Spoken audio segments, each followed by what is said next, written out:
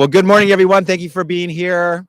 Wish it was a little warmer, but we will proceed efficiently here. Thank you for joining us at the Embarcadero. Before I get to our announcement, I want to have the honor of thanking the members of my team who are leading critical efforts to protect our state's natural resources and the health of our communities. And they don't do this for the credit or to be acknowledged, but I want to acknowledge them because of their incredible work, their contributions to the state of California. Raisa Lerner, Deputy Attorney General, Liz Rumsey, Deputy Attorney General, David Zanana, Supervising Deputy Attorney General, Ed Ochoa, Senior Assistant Attorney General, Matt Rodriguez, Chief Assistant Attorney General, and Francesca Gesner, Chief of Policy. Behind us is a piece of California's crown jewel, our natural resources. Our ocean, along with all of California's natural environment, isn't just beautiful to admire. California's natural treasures have led to our state's success and economic well-being. Our environment is, of course, certainly worth protecting, but unfortunately, more and more, it is increasingly under threat. Threatened by the climate crisis, threatened by unchecked corporate interests that put profits over our health, threatened by pollution. We all see the plastic pollution that ends up on the beach, in our rivers, in our parks, and that's just what we are able to see. Every year, an estimated 7 trillion tiny pieces of plastic, particles smaller than 5 millimeters each, flow into the San Francisco Bay alone, according to one widely cited comprehensive scientific study.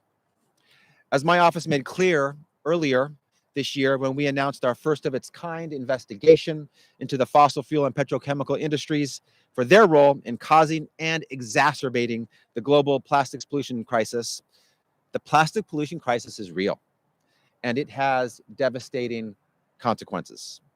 From production to disposal, single-use plastics can be dangerous to human health and our environment. That's part of the reason why nearly a decade ago, something I worked on personally as a legislator in the California State Assembly, California banned single-use plastic groceries through SB 270. And voters in 2016, in a loud majority, rejected big oil and big chemicals' attempt to reverse the ban. The law clearly states reusable plastic bags must meet basic recyclability requirements, and for good reason.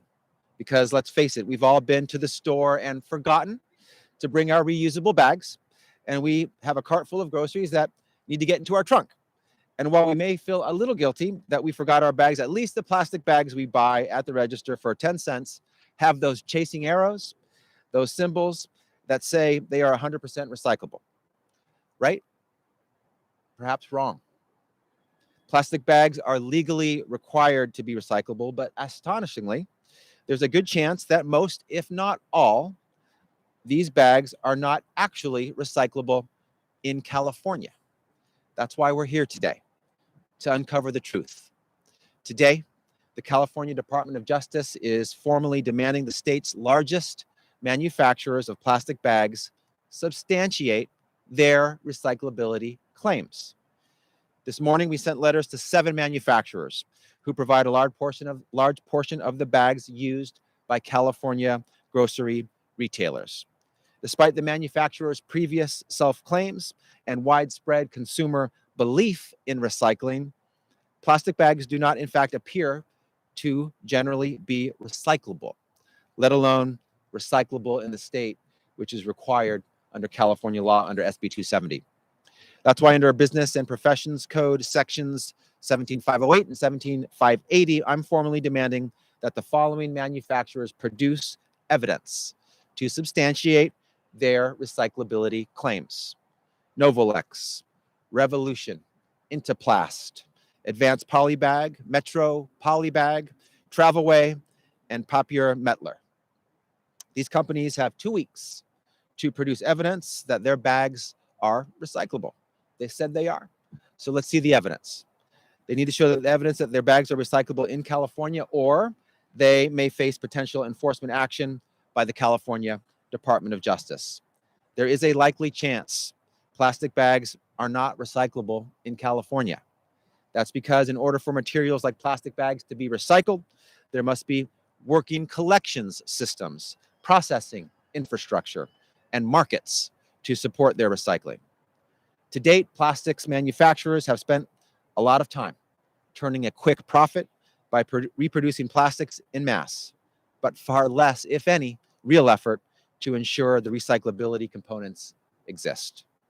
As a result, despite a widespread belief that plastic bags are recyclable, the vast majority of curbside recycling programs do not have the infrastructure or markets to reliably recycle plastic bags in California. Instead, the placement of these bags in your home's recycling bins interferes with the processing of actual recyclable waste, shutting down recycling equipment and increasing the risk of worker injury. This is one example of a much larger problem. Every year, over 6 trillion pounds of plastic are produced in the world. The truth is, the vast majority of plastic products by design cannot be recycled. The rate of plastic recycling in the US today is estimated to be just 6%. The remaining 94% is landfilled, incinerated, or otherwise released into the environment. Instead of addressing the issues of skyrocketing plastic production, the plastics industry has engaged in an aggressive and deceptive marketing and advertising campaign to convince the public that they can recycle their way out of the plastic waste problem. Today, building on our ongoing plastics investigation, the California DOJ is calling this industry out and taking action. We are demanding manufacturers provide evidence to back up their claims about the recyclability of grocery bags. And as we continue to hold the fossil fuel and petrochemical industry accountable, I want to remind Californians that you have an important role here too. We didn't create the global plastics pollution crisis, but we do have a role to play in reducing our consumption of single-use plastic products. We can each start by reducing our use of plastic bags. Remember to keep reusable bags in the trunk of your car during your next trip to the grocery store. Reuse and reduce.